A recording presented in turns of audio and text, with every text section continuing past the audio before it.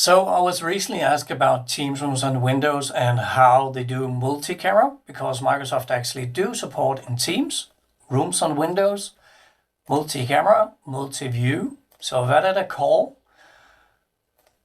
so you could see the remote experience. I'm gonna join from my Windows-based Teams rooms and I'm gonna admit the system.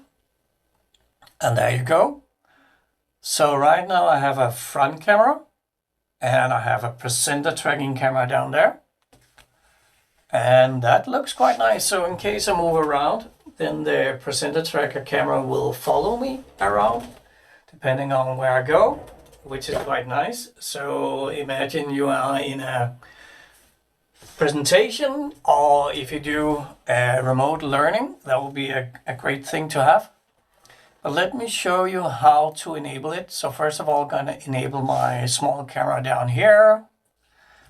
Adjust it a little bit. There you go. And then I'm going to kick out my system.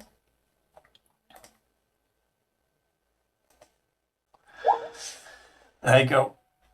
So the settings, go to more. The settings, use your password. Please don't do the default password that I'm using in this scenario. Go to the peripherals, and here I have my default camera. I enabled multi-camera view. So when you enable multi-camera view, you would then be able to select your second, third, and fourth camera, and then go down here and add the third camera, and so on. I only have 2 cameras on right now. So if you add or do changes, then of course save and exit. I didn't do changes to mine right now, so I'll just exit without saving. But then when you join the call, as a user, you would have the option of going into the small drop-down area next to the camera.